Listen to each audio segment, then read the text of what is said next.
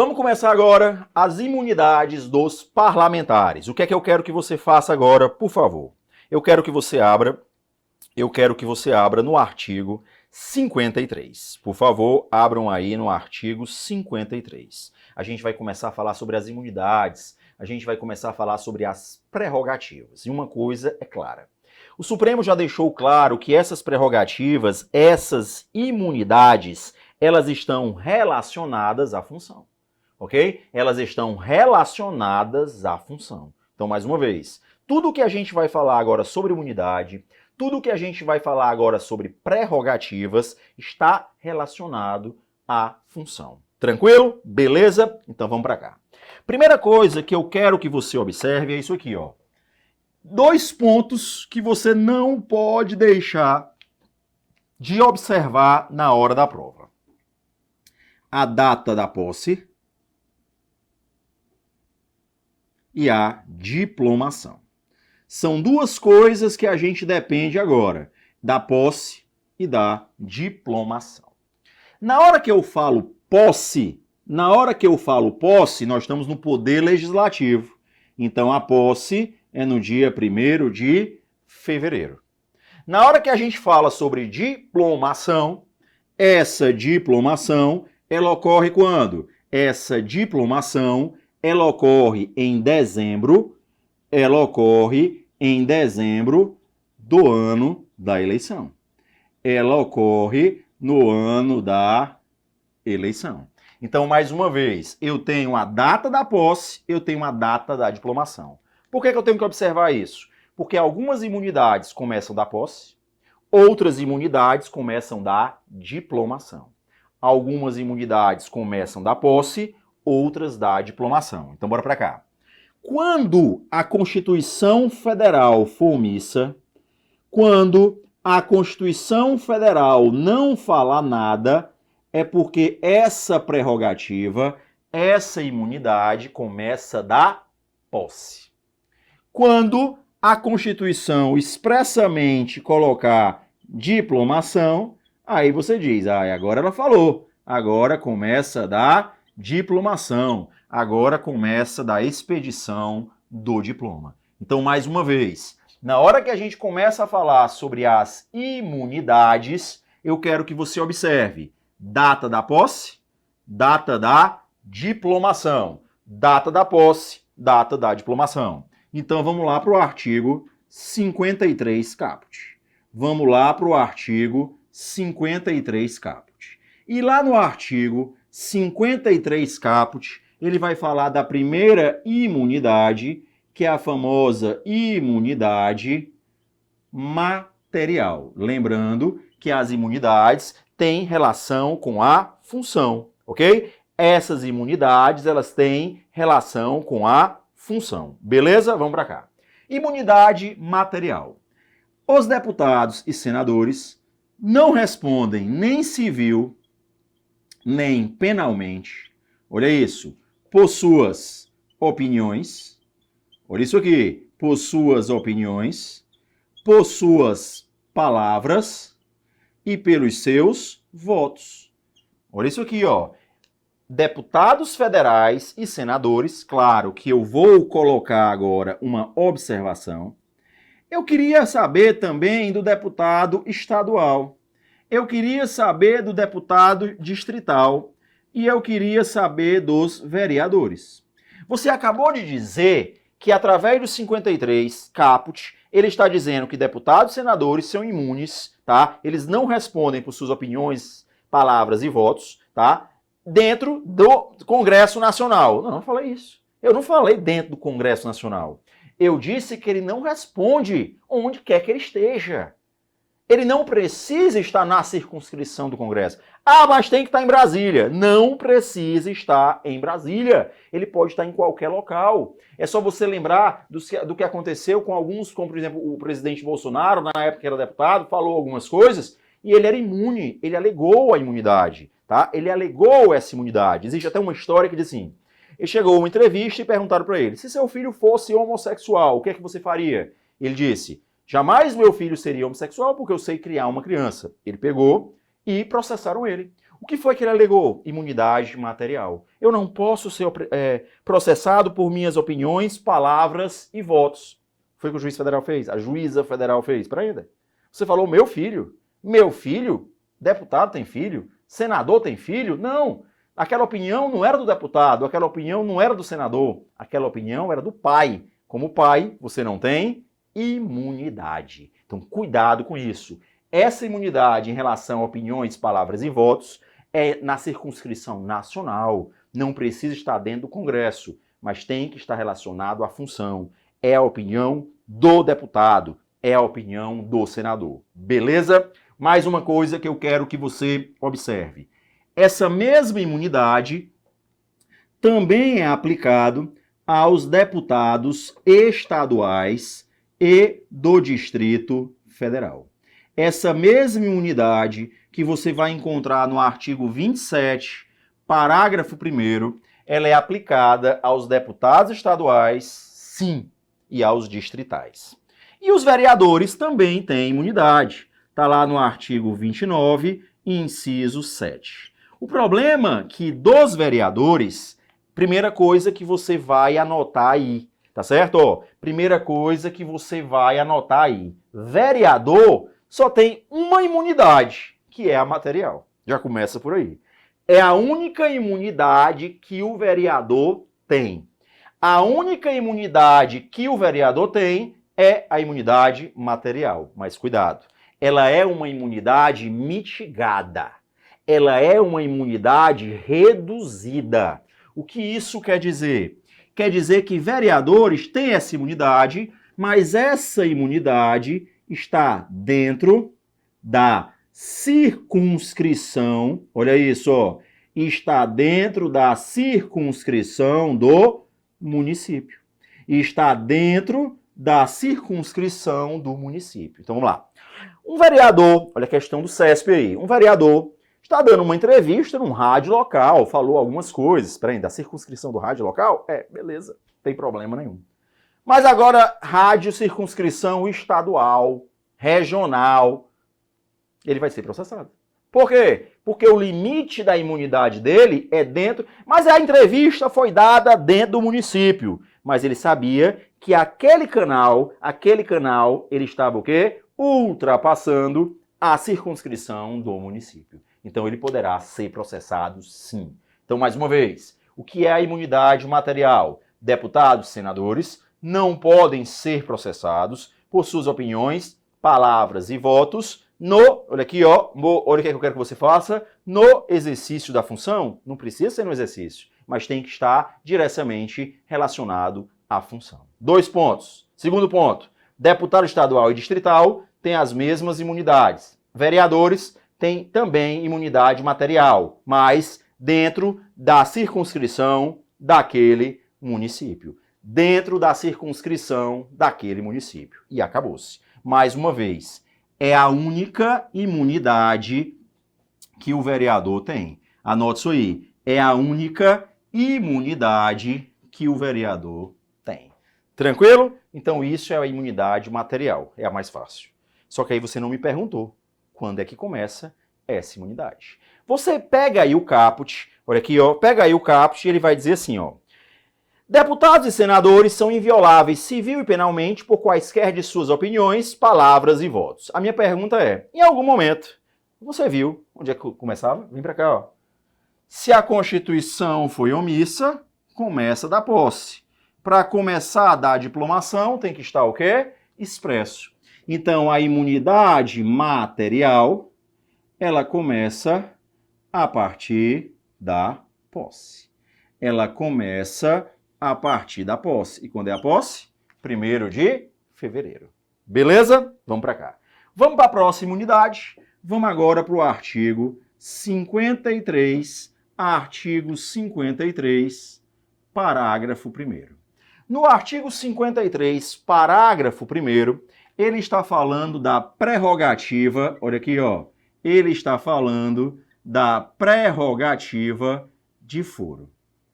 Ele está falando do foro privilegiado. Uma coisa você já vai anotar aí, porque eu já falei, então eu vou abrir um OBS aqui, ó. vereador não tem prerrogativa de foro.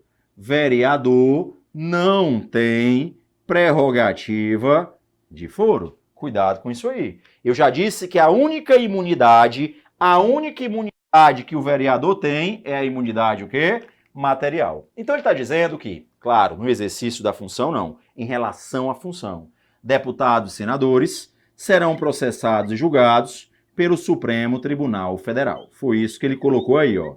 Ele está dizendo que o Supremo Tribunal Federal, no caso de crime comum, irá julgar tanto os senadores, olha isso, ó, irá julgar tanto os senadores como os deputados federais. Ele irá julgar tanto os senadores como os deputados federais no caso de crime comum. Beleza? No caso de crime comum. Só que eu quero que você vá além disso. Eu quero que você coloque que o Tribunal de Justiça é que vai julgar os deputados estaduais e os deputados do Distrito Federal no caso de crime comum. Deputados federais, olha aqui, são julgados pelo STF, mas os deputados estaduais e os do Distrito Federal, estaduais e do Distrito Federal, serão julgados por crime comum no Tribunal de Justiça. Eu quero que você anote isso aí. Por quê? Vamos para cá, ó. Isso é prerrogativa de foro. Quando é que começa essa prerrogativa de foro? Se você está com o artigo 53, parágrafo 1º, ele vai dizer exatamente o quê? Ele vai dizer que é a partir da diplomação. A partir da diplomação, lembra a confusão com o filho do Bolsonaro, né? Em dezembro do ano passado, teve toda uma confusão no começo de janeiro. A partir da diplomação ele tem aí agora prerrogativa de foro. Então, para ainda, ó, a partir da diplomação, ele ganha essa prerrogativa. É o que você está lendo aí. Só que aí vem a pergunta, e se foi um crime doloso contra a vida? Vamos para cá. Olha aqui, ó. E se foi um crime doloso contra a vida? Olha o que a prova está dizendo.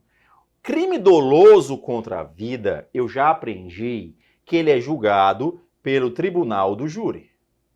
Crime doloso contra a vida, eu já aprendi que ele é julgado pelo tribunal do júri. Mas aí surge uma pergunta.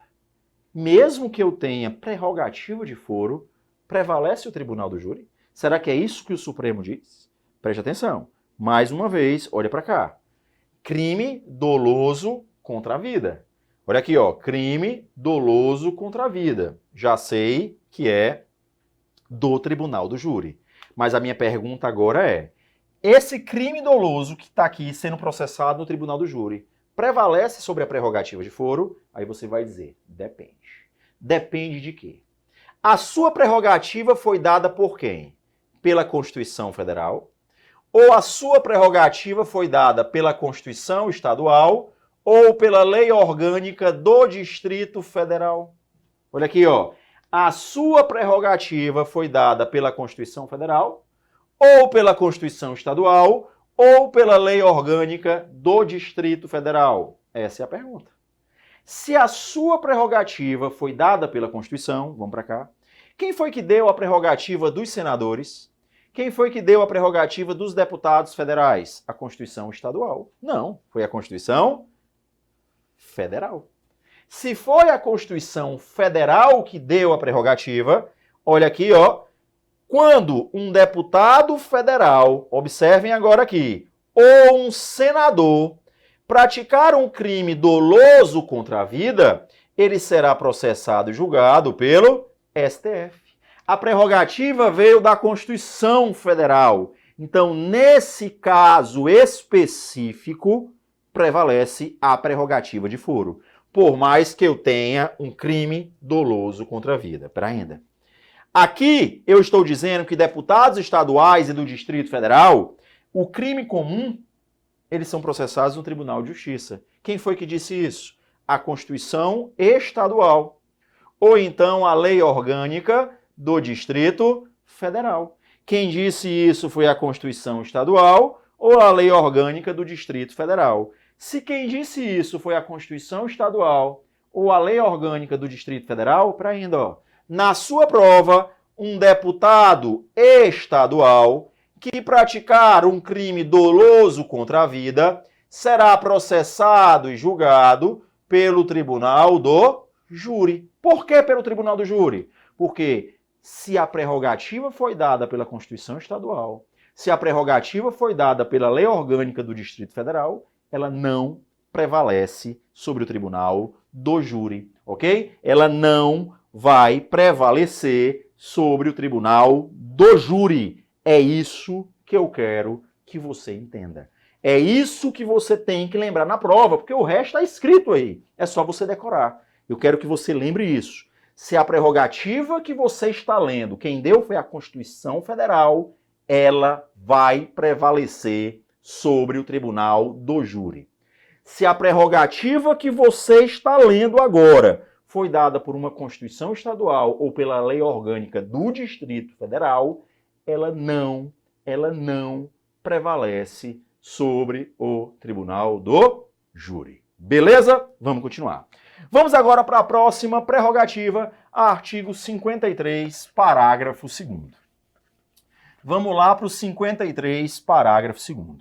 E a próxima imunidade, tá certo? A próxima imunidade que você vai encontrar no parágrafo 2º e parágrafo 3º, 4º e 5º também, né? Ele vai falar de uma imunidade chamada de imunidade, olha isso, imunidade formal. Aqui já não é mais a imunidade material, é a imunidade formal. E essa imunidade formal, ela começa a partir da diplomação. Se você observar, ela começa a partir da diplomação. Tranquilo? E o que é que eu quero que você observe? Essa imunidade formal, ela se subdivide em duas. A gente vai já separar isso aí. Ela está relacionada tanto à prisão, como ela está relacionada ao processo criminal. Ok? Ela está relacionada ao processo criminal. O que é que ele vai dizer? Abram aí o 53, parágrafo 2º. Ele vai dizer logo de cara que deputados e senadores são, olha aqui, imunes, olha a imunidade formal, à prisão. Lembre-se que a regra é a liberdade. A regra é a liberdade. E a gente já estudou que as pessoas podem ser presas em flagrante, elas podem ser presas através de uma ordem judicial devidamente fundamentada, mas esses deputados e esses senadores só poderão ser presos em crimes, olha aqui, ó, onde eu tenho um flagrante, retificando, só poderão ser presos no caso de flagrante de crime inafiançável, tá? Inafiançável. E mais, claro que você bate na tecla. Eles podem ser presos através de um mandado judicial, uma ordem judicial, Supremo já decidiu, pode sim através de uma ordem judicial, desde que eu já tenha transitado em julgado. Já transitou em julgado a sentença penal condenatória, beleza? Então fica ligado nisso aí. Então ele está dizendo que ele só pode ser preso no caso de flagrante, olha aqui, ó, só no caso de flagrante, e tem que ser um crime inafiançável, uma tortura, racismo, tá? Tráfico ilícito de entorpecentes, tem que ser um crime inafiançável. Até aqui, a gente não questiona muito. O problema agora é o procedimento.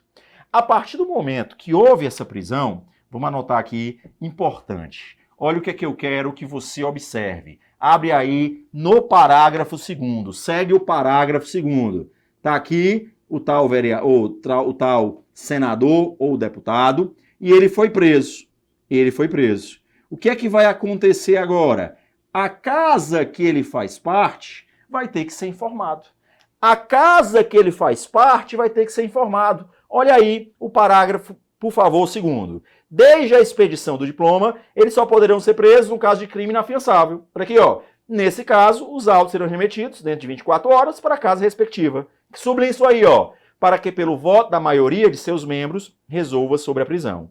Quem vai decidir se o deputado ou o senador continua preso é a casa que ele pertence. Mas aí ele colocou a seguinte observação. Eu preciso de uma maioria, olha aqui, ó, eu preciso de uma maioria absoluta da casa.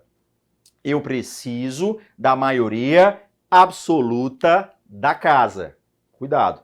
Ah, mas aqui não tem maioria absoluta. Aqui eu tô vendo, eu vou ler de novo. Ó, aqui não está dizendo maioria absoluta. Aqui está dizendo, deixa eu ver, maioria de seus membros. Sublinha aí.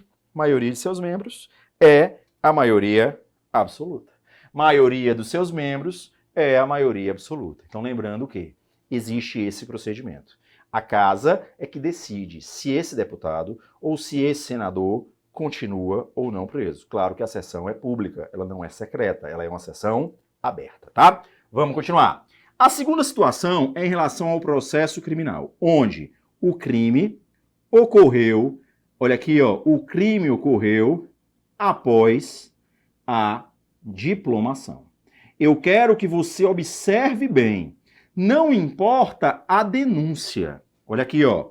Se a prova disser o seguinte, ó, a denúncia ocorreu após a diplomação. Olha isso.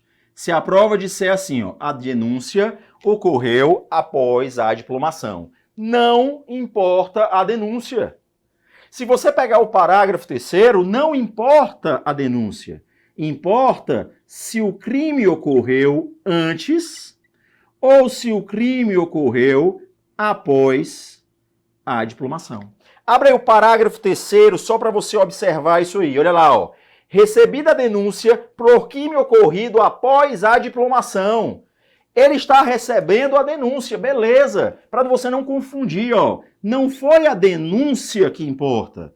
O que importa é que eu estou recebendo uma denúncia por crimes que ocorreram após a diplomação. Tá aqui, a diplomação foi em dezembro, a diplomação foi em dezembro e o crime ocorreu, olha aqui, ó, o crime ocorreu em janeiro. E ele tomou posse no dia 1º de fevereiro. E a denúncia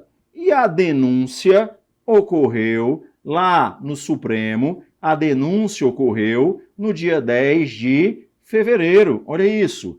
A denúncia foi após a posse. A denúncia foi após a diplomação. Não importa. O crime ocorreu quando? O crime ocorreu após a diplomação. A diplomação foi aqui, ó. Se o crime ocorreu após a diplomação, vai incidir essa modalidade de imunidade que a gente vai falar agora. Mas se o crime tivesse ocorrido, exemplo, em novembro do ano da eleição. Se o crime ocorreu em novembro do ano da eleição. Olha aqui, ó. O crime foi antes da diplomação. Se esse crime ocorreu antes da diplomação, não importa na sua prova se a denúncia foi posteriormente. É isso que eu quero que você entenda. Não importa se a denúncia foi posteriormente. O que é que vai importar para você? Vai importar, volta aí de novo, bate na mesma tecla, vamos ser chato mesmo. A partir do momento que eu estou falando da imunidade formal do processo, eu estou dizendo que vai importar o quê? Para crimes ocorridos após a diplomação. Não quer dizer que o Supremo não vá ou vá receber a denúncia, não quer dizer isso. Vamos para cá, ó. Tá aqui a denúncia. Eu quero que você observe isso, ó. Tá aqui a denúncia. A denúncia foi feita no STF e a prova vai dizer que o STF recebeu essa denúncia. O STF recebeu a denúncia. Beleza. O crime ocorreu quando?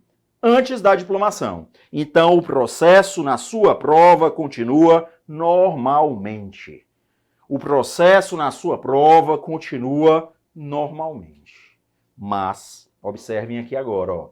A partir do momento que ele diz que o crime ocorreu após a diplomação, o STF agora vai ter que informar a casa. Para quê? Para que essa casa, através de um quórum de maioria absoluta, olha isso, ó, através de um quórum de maioria absoluta, decida se suspende ou não o processo.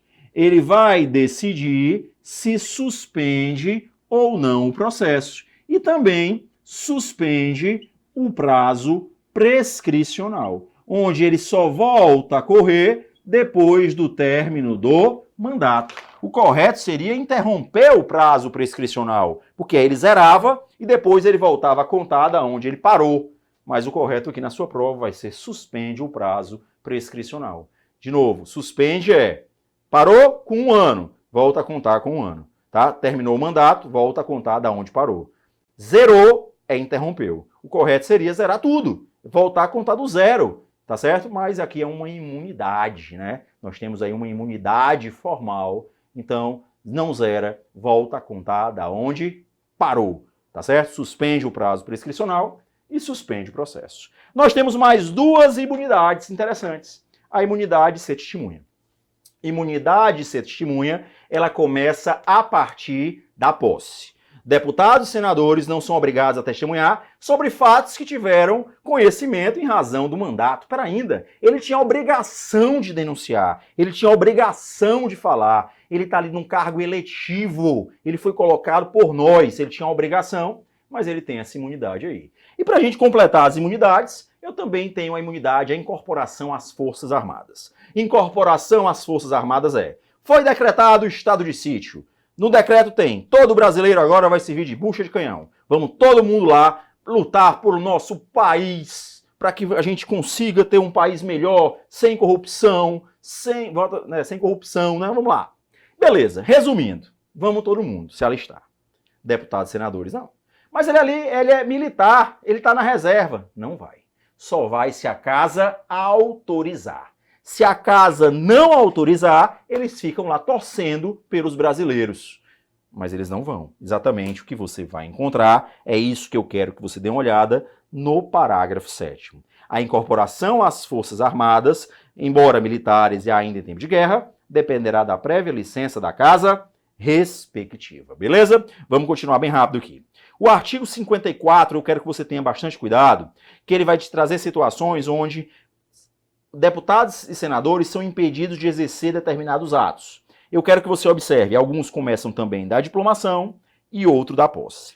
E o ponto do 55, que a gente vai dividir agora, tá? A gente vai dividir agora, eu quero que você observe o 55, ele vai dizer assim, ó, perderá o mandato deputado ou senador.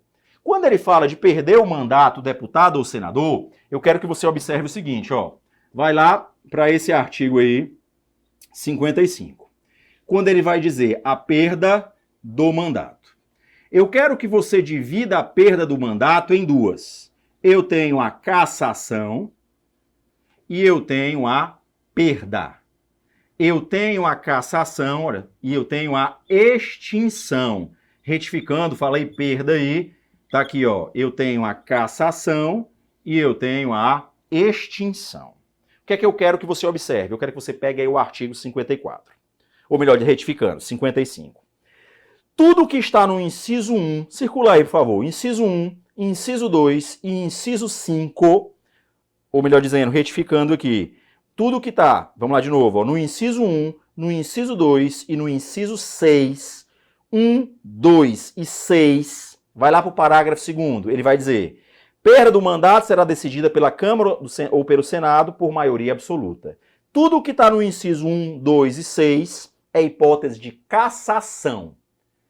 Cassação, você só perde o mandato se a casa, se os seus disserem que você vai perder. Então eu preciso de uma maioria absoluta, não pode ser de ofício, tá? Já nos incisos, olha aqui, ó, 3, 4 e 5, circula aí 3, 4 e 5, que ele diz que pode ser de ofício, tá certo? Realmente você praticou um ato que não é compatível, então a gente vai lhe tirar, você vai perder o mandato, pode ser de ofício, pode ser mediante requerimento, e eu não preciso da maioria absoluta, a mesa vai decidir. Isso é uma extinção do mandato, mais uma vez. No caso, eu quero só que você sublinhe isso aí, no caso do 1, do 2 e do 6, infringir qualquer das proibições anteriores do 54, procedimento for incompatível com o decoro, e condenação criminal, nesse caso, tem que ter a maioria absoluta. Nos demais casos, deixar de comparecer à sessão legislativa, aquela terça parte, perder ou tiver suspenso os direitos políticos. E quando for decretado pela Justiça Eleitoral, são hipóteses de extinção. São hipóteses de extinção. São observações que eu quero que você anote aí, tá certo? E a gente volta no próximo bloco, já com as reuniões e com as sessões do Poder Legislativo. Beleza?